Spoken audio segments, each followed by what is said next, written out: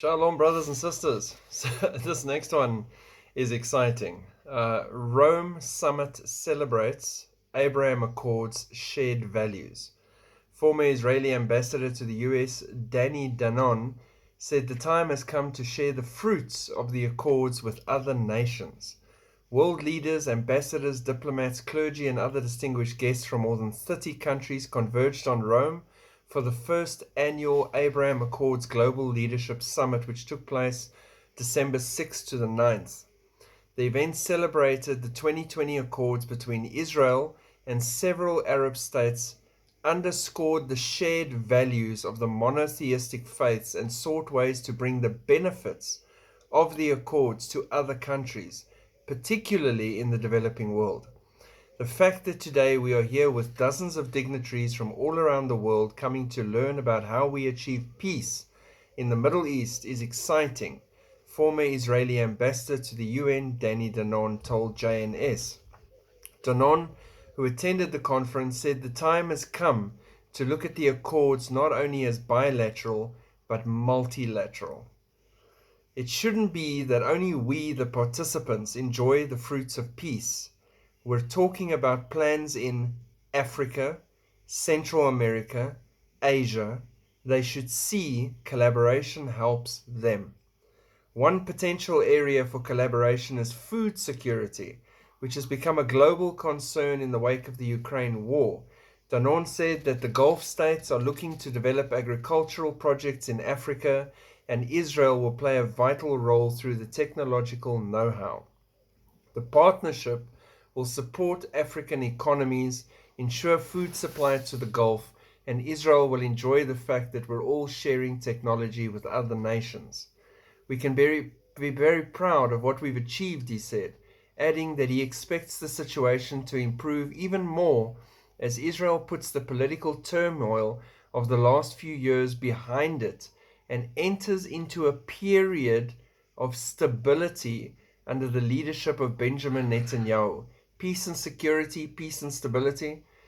Imam Mohammed Tawhidi, an Iranian-born Shiite Muslim scholar and vice president of the Global Imam Council, told JNS that when the Abraham Accords were first announced in 2020, I was very happy because I had been speaking before the Abraham Accords about a time where there would be peace between Muslim and Jewish states, and many people saw it as impossible or fantasy. Tawhidi made a further prediction: peace between Israel and Iran, and even between Shiite and Sunni world, is closer than ever. The people of Iran have seen the fruits of the Abraham Accords. They have witnessed how fast peace can be built, and many remember the days of Israeli tourists visiting Tehran and long for that to return.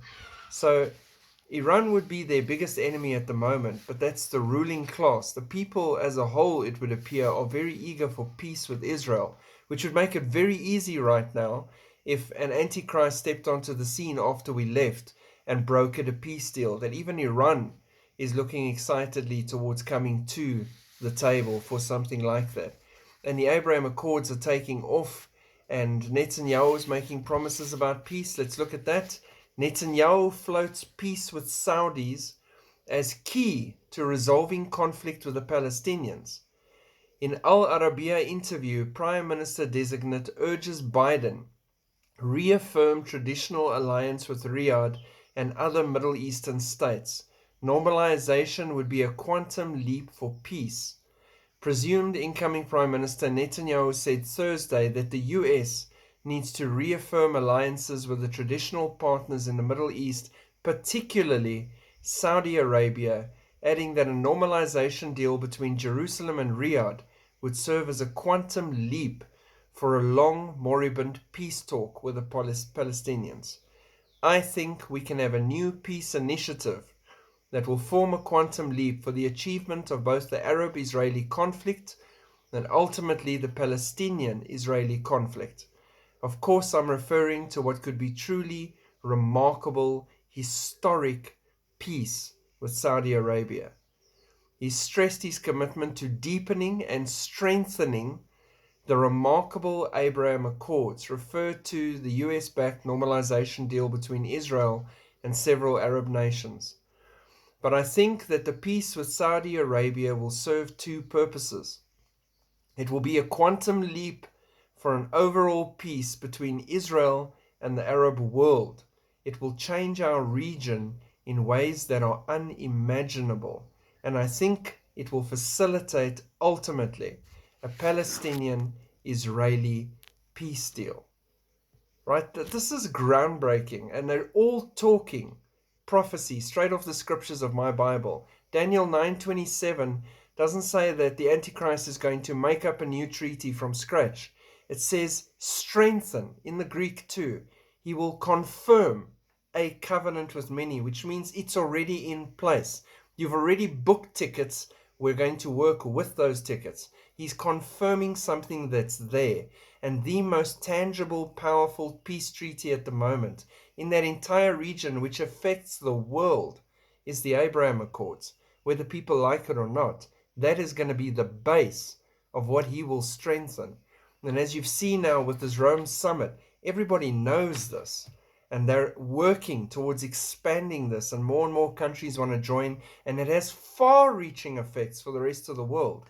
And now Netanyahu floating his whole peace and stability and security process and unimaginable changes that are coming once he gets this right. This is the setup for the beginning of Jacob's trouble and Daniel's 70th week.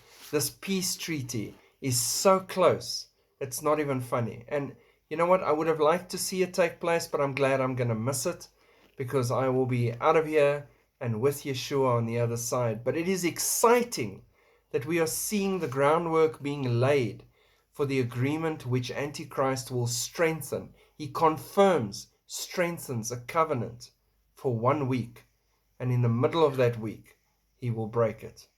So living on the edge of eternity in exciting times, keep the faith, because as we get closer to exiting and getting off this place, the devil will fight harder and harder than ever and attack us in every way he can. But we keep our eyes on the cross, and we cover each other in prayer, and we push back against the darkness until the Lord removes us from this place. And then we will rest and party and hang out in naughty corners. It's going to be a blast.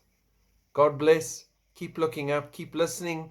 There's a Yahushua comet coming through at the moment as well. You can't even make this stuff up. We are so on the verge of picking up and going. It's not even funny. It is imminence. Imminence. Any moment. God bless. Have a great day. Shalom.